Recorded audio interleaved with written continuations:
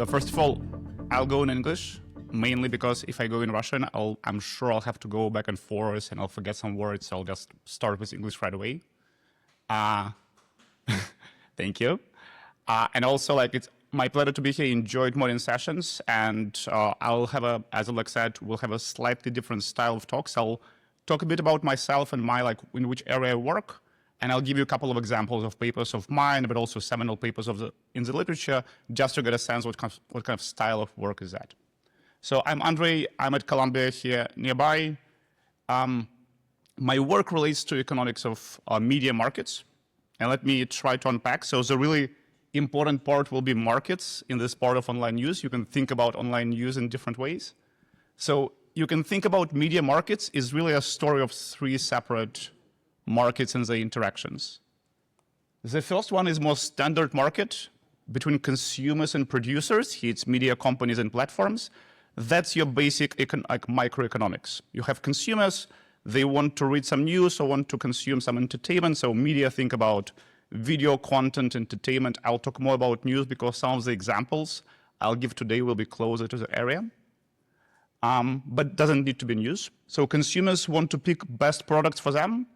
Media companies compete and produce these products. In economics, we take very seriously the idea that people don't just behave randomly or through some abstract stochastic process. People optimize given their choices. Companies optimize given the market and given demand. And it leads to the idea of equilibrium. So everything we see in the universe is some outcome of the optimization problem, which means that if we want to go and change some policies or do something in this market, we need to understand how people will re-optimize. And that's really kind of where applied micro comes into place compared to, let's say, computational social sciences more generally, like sociology or political science. What's interesting about media markets is there is two separate markets happening here, because most of your media products are not just subsidized or funded by consumers. There is a different side of this market, which are advertisers. And in fact, consumers here, or news readers, or people who consume videos, really are a product for advertisers. And so the way companies will decide and what to produce and how to package their news would be to try to decide how much money to charge advertisers for access to consumers, which, as you can see, makes it more complicated, because now there is two separate equilibria in two different sides of the market. It will lead to some distortions. And on top of that, there is, of course, a market between advertisers and consumers, and that's a separate market with its own equilibrium and its own structure and its own problems in some way. So now, today, I'll talk more about news, and in addition to these three markets, there is a different entity, which is very familiar to all of us, given the kind of nature of the conference, which is there are other agents or other entities which are interested in the news market, what is served to consumers and what consumers kind of learn and what they do. So news market is the biggest one, but it applies to other media as well. Can be different governments, can be media owners, both in Russia and now in the US and all of other countries. This is a pretty big topic from different sides. So my kind of background is closest to the subfield of industrial organization in economics. And the main question for that subfield is, if we just let markets work themselves, if we have a free market, will we have efficient outcomes in terms of welfare for consumers and for producers? If not, what are the market failures? Why would a free market not work perfectly? And if there are market failures, how can we regulate? So how can we introduce a remedy, regulate or other remedies, maybe self-regulation? In this context, it can be standard questions of market power and concentration in the consumer and media companies. What does it mean? Maybe there is a very big platform, think about tech platforms, which have a lot of market power. They can charge high prices, and they also prevent competition. So they buy new products, buy innovations, they prevent competitors of entering and benefiting the market. We don't like that. There are distortions because of the two-sidedness of the market. This is a media angle. There are a lot of externalities in general, but for news markets, externalities are key, because as I'll tell you in the kind of closer to the end of the talk, what people read in the news really matters for their beliefs, for the political outcomes, but also for other stake outcomes in the environment. And finally, there is an issue of free riding, which is very prominent in this market, especially now with Gen AI, because someone needs to produce high-quality news, but once it's out there, it has features of public goods. Everyone can copy and distribute, and it creates also this kind of bad incentives for production. So today what I'll do, I'll really focus on one part of this question, which will be, where do media companies get some power to change their content, maybe not in the way consumers want, but to show advertisers or distort this news content. This power can come from the control of the website design. It can come from bundling content they want to promote with something else. Think your ads come with something interesting for you, but you are exposed to that as well. Maybe some habitual consumption and switching costs, but really kind of the way I'll frame it, all these questions depend on what do people want when they read the news, and maybe differently, what do they end up choosing? Because what you choose and what you really want online in platforms don't always kind of correspond to each other. And so here, let me give you three different stories, what we know from the literature, what are the first order effects for consumption and demand for news. The first one, we know that when we think about political and ideological content, people have a strong taste for like-minded news. In psychology, it can come from confirmation bias or motivated beliefs or other theories, but we know that people will spend much more attention on news topics which they feel more aligned and which feel important to them. Why do we care about this from economics perspective? Because if we go to the premise of a free market, which we kind of hope it gives us good outcomes and efficient outcomes, if consumers are polarized in their political beliefs, the incentive of a fragmented competitive market is to push them further to the sides, or like to serve the product which is also polarized.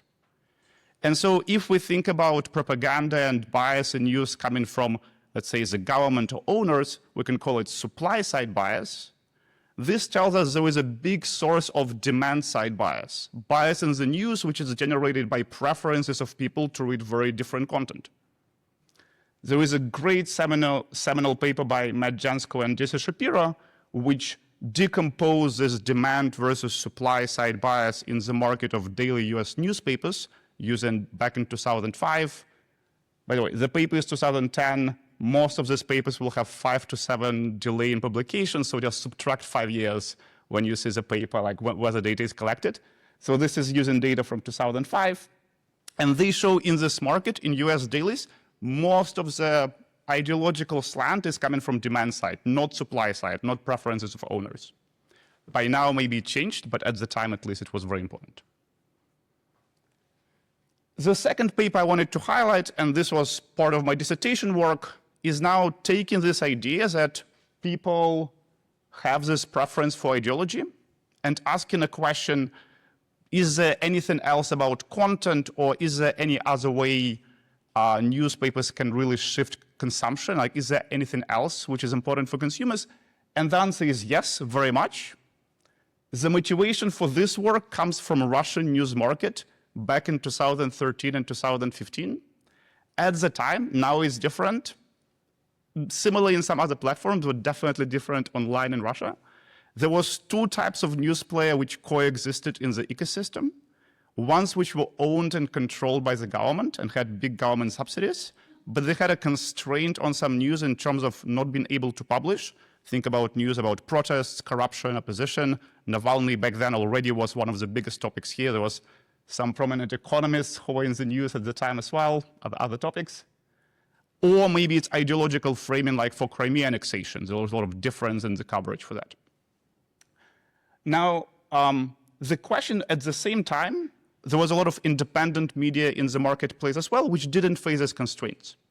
And the stylized fact in the data was that demand and market share for controlled media was pretty high and stable over time. The puzzle was, is it due to this ideological taste? Does it mean that most of online consumers prefer this ideological coverage? Or they don't like the ideological coverage, but then they go to read news about sports, about entertainment. They are directed by Yandex. And so those other persistent preferences and other sources of traffic which directs them to these websites. So this work decomposes these two stories and finds that most of these online readers will prefer ideology of independent websites, but go because of high persistent taste for controlled outlets driven by non-political entertainment news, driven by inertia in their consumption, and Yandex is a big player in this space, and there is a follow-up project I'll tell you in a second about this. Quickly, so I don't talk about methods here that much, happy to answer questions, but both of these papers and everything you'll see afterwards, the way we tease out preferences, we see how consumption changes across locations and over time using real data and try to decompose the sources. For example, here's the way we tease out preference for ideology versus persistent tastes, is looking how consumption of the same person changes on days when there was no sensitive news in the economy or in the market, and this helps us to pin down persistent tastes. And then seeing how if there was a big sensitive event which happened, independent media can cover about this, but control media are very constrained in their coverage. Where do people navigate? And so this direction navigation, what people do, help us to pin down what are their tastes. So the third family of explanations I wanted to highlight is related to what the outlet decides to supply. And so there was two projects I wanted to mention on this website, on this slide. It turns out that both platforms and outlets both have a lot of control over which news to expose to consumers, and it affects what people decide to read. In the first project, actually it follows up on this work I told you about. We look particularly at Yandex news aggregator and search engine. Most of you know or maybe interacted with Yandex search, and you might know that on the front page it has top 5 news of the moment, which are algorithmically updated based on the aggregation of the platform. So we take data from Yandex, we take all data from major news outlets in Russia, we take consumption data, and we back out the algorithm and show how much traffic Yandex can direct to different websites by control of this top 5 news. The answer is quite a lot, especially for the Russian media market. One interesting feature here, we also can trace how Yandex changed their algorithm. In response, there was a law on news aggregators in the middle of 2016, early 2017 in Russia. And even though Yandex publicly would say, we don't like this is algorithm, we don't like this, we don't touch anything, you could see quickly after the law they had a lot of ability to go and change the weights and change the algorithm as well. The interesting feature here, we don't see that much penalty by consumers. So consumers don't seem to discipline Yandex and use it less because of that. And another paper I'll mention, and building on the same idea, we're trying to do a somewhat similar exercise, but a bigger scale in the US, thinking about the ability of different online media in the US to have agenda set and to decide which topics you consume. So think here the counterfactual or the simulation of interest is if someone acquired New York Times and changed all the topics on the website, how many people will change their consumption of the topics and the knowledge of news? There is a lot of good examples recently in the US which align with this counterfactual. Think about Baltimore Sun, think about acquisition of tech platforms. So that's really where that work kind of goes. Okay, so these are 3 different things I wanted to highlight. Let me finish this kind of discussion on a slightly separate, this presentation as separate point, which is why do we care so much about what people read? It turns out, and there is a lot of evidence from the field on this point, that what people consume in the news is very consequential for their beliefs, for their actions, and actions in different environments. Most typical area where you care about news consumption is politics. In the US, a lot of ideas around preference for free market come from competition of ideas and come from federalist policies and people accessing information and having local elections. Which news you read affects your beliefs, affects the turnout to elections, and affects the vote shares. The average persuasion rate, which Delavini-Janskal paper looked several years, like kind of a bit more than a decade ago, was at 9.5%. This means that 9.5% of people who were exposed to, I think they 30 minutes of the news coverage in the field data and could be persuaded, were persuaded. So it's pretty large effects compared to what we see in other cases, like in advertisement, which I mentioned before, but didn't talk so much about. These effects are even stronger for negative message, a message of don't do something. Again, a lot of literature. Two examples I'll highlight. There is a paper by Adena et al., which looks at effect of radio, like access to radio, which have messages which are against the Nazi party at the time. It has strong effects on the votes of the party. Same, people probably are familiar with elections from '99 and NTV being a channel which played a big role. So Unikolopov, Petrova, Zhuravskaya estimate persuasion rate of NTV on the not vote message on the Unity Party, Единство, at like 60+%. So in both papers, by the way, it's like, where do they get the variation? Is they look at the topology of the place and compare areas which are just in reach of the radio station, of the TV stations, or just out of reach. So all of these papers will have identification using field data to measure the effects. So now, taking this preference for ideological bias, ideological tastes, and taking that news as consequential, you can see how, if we think about polarization in the US, it creates this feedback loop. So you have people want like-minded news, they're polarized, so newspapers produce polarized content. But if people are exposed to polarized content, they get even more polarized. So this creates a kind of feedback loop. And there is a nice paper by Greg Martin, Ali Eurokoglu, which looks at the US cable news market from 2000 to 2008. That's the moment when Fox News entered like a year before and like started to promote. And they measure the persuasive effects of Fox, which are strong. And then they can have an equilibrium model where they look at this feedback loop and how because of Fox News, the society became more polarized. And because of that, more outlets moved even more to the left or to the right. So MSNBC changed their position to the left very sharply in 2004, very much aligned with this model. So the final thing I'll say here is just to highlight that media has effects in other high-stakes environment as well. There is a similar paper looking at effects of media and radio in Rwanda in the genocide against Tutsis. The attribution is that because of this incremental access to radio pro-Hutu majority, it accounts for around 10% of perpetrators against Tutsi, so big effects. There is one of my favorite recent paper looks at hurricane evacuation. This is in Florida.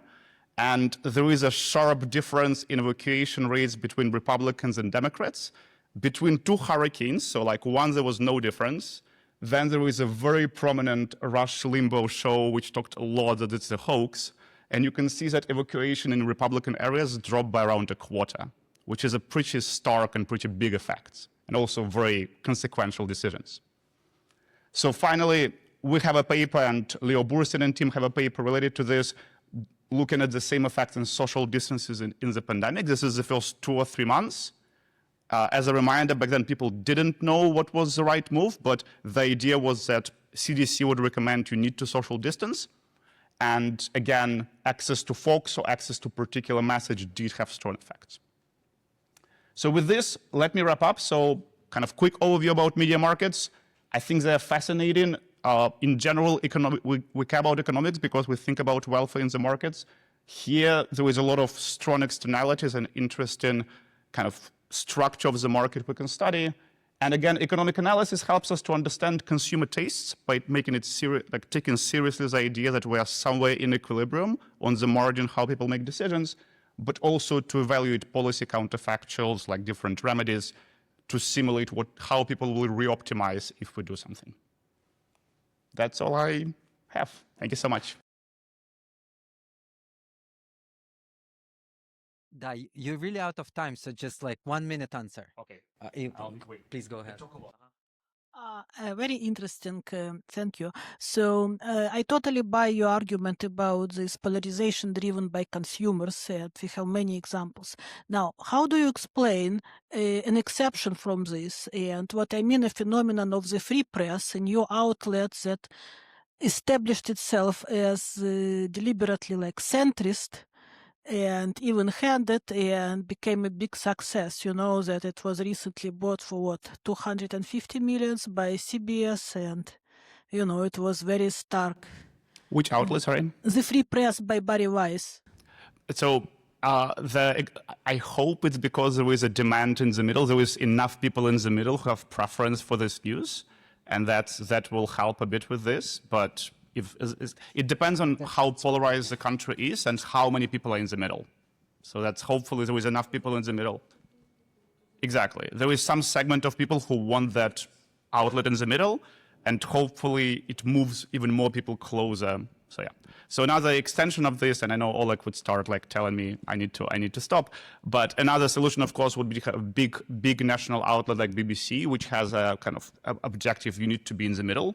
That's one example where government intervention could help with providing this middle option. Thank you.